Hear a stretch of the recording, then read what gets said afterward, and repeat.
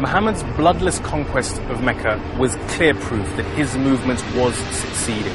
And what's more, his message of justice and using peace and reconciliation as a means of delivering that message was beginning to attract huge numbers of converts. In fact, tribes were beginning to convert wholesale. By 631, the last pagan stronghold of Taif fell. Now, Muhammad was effectively the ruler of the whole of Muslim Arabia.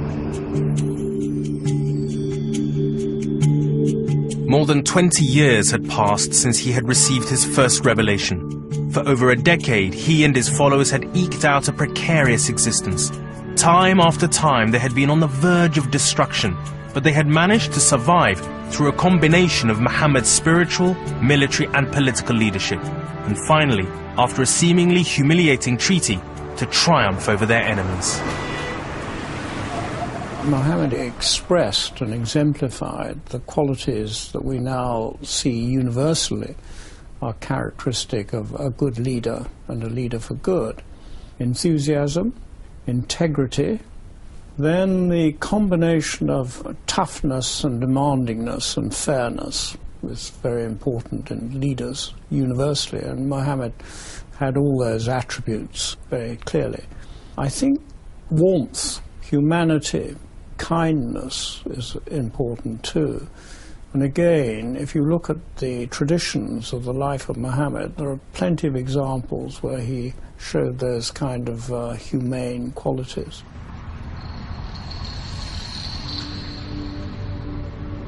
By the year 632, Muhammad had achieved almost all that he had set out to achieve.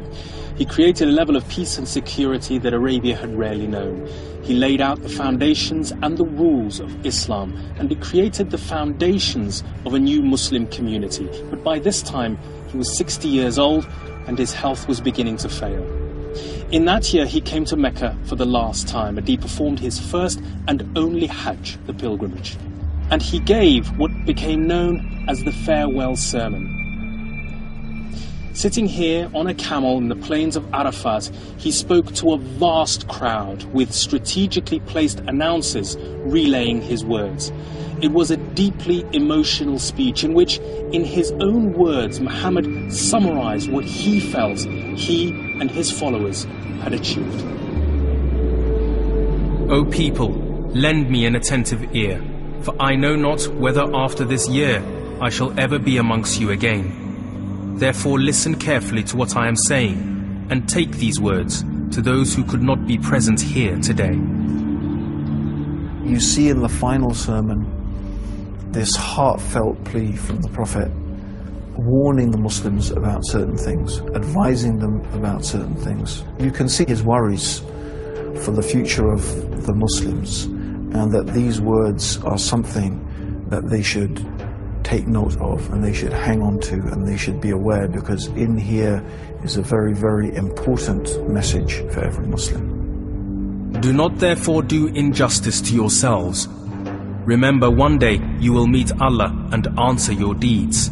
So beware, do not astray from the path of righteousness after I am gone. Remember what God's earliest message was to Abraham, to Adam, to Moses, to Jesus, etc. And remember that the only real reality, the ultimate reality, is the one true God. And that God is the creator, sustainer, and judge of the universe. All mankind is from Adam and Eve. An Arab has no superiority over a non-Arab, nor a non-Arab has any superiority over an Arab. Also, a white has no superiority over black, nor a black has any superiority over white, except by piety and good action. He's saying all humans are one. God has called you from the tribalism of paganism and its pride in ancestors. But remember, all men come from Adam, and Adam came from dust.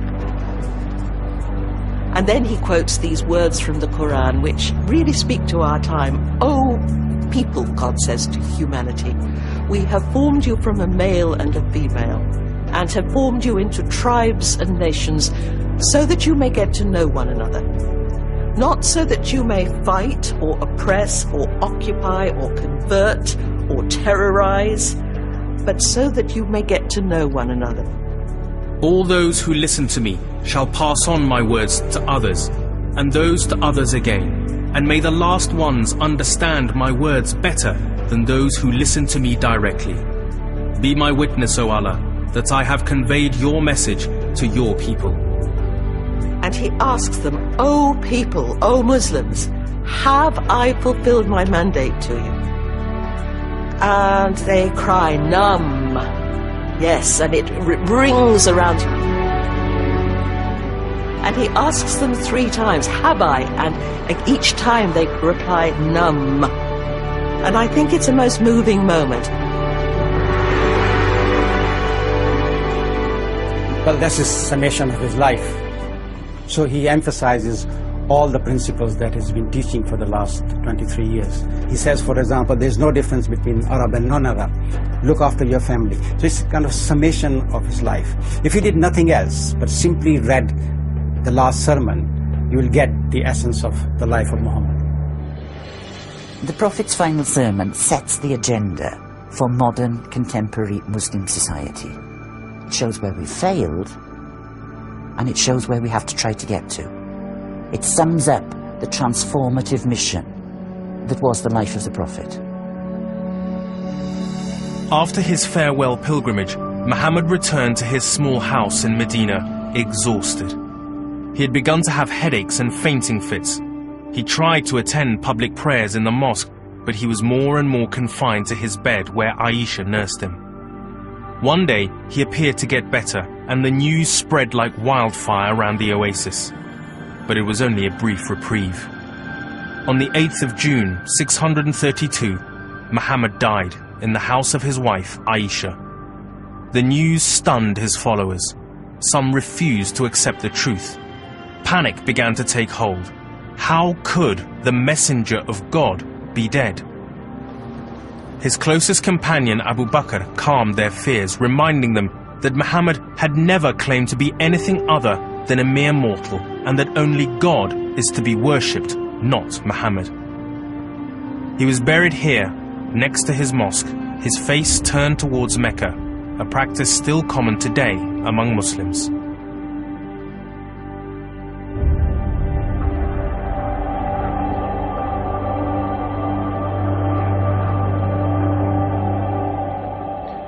Within 100 years, Muhammad's message had spread across the world, as far as India and China in the east, and as far as North Africa and Spain and France in the west. But in many ways, his struggle for a peaceful jihad was already in tatters. Within just a generation of Muhammad's death, his closest companions and family were already squabbling, breaking out into open and bloody warfare that led to the deep schism that still exists within the Muslim world today between Sunni and Shia. But today, Muhammad's message seems under threat like never before. Many Muslims feel humiliated and condemned by the sheer power of Western culture and military might, whilst many in the West see Islam as the religion of some of the most oppressive states on earth, a violent, intolerant faith. But the question is, how much of this can be blamed on Muhammad himself? Muhammad left the world with 3 things: his faith in God, the example of his own life, and above all else, the Quran itself. Now, people will always choose and highlight those aspects of his life they want to support their own arguments whilst ignoring the rest. But if we examine his life in total, we find that he left Arabia a better place than he found it. When faced with persecution, he chose to suffer rather than to retaliate. Although he fought many military battles, he turned his back on war when he could. His ultimate victory came through peace, not through conflict. And with that victory, he chose the path of reconciliation rather than revenge. And finally, in his farewell sermon, Muhammad left us with the most important lesson of all, that we are all equal, Arab and non-Arab, Muslim and non-Muslim, a universal message that is as relevant today as it was in 7th century Arabia. And it seems to me that this is the true legacy of the life of Muhammad.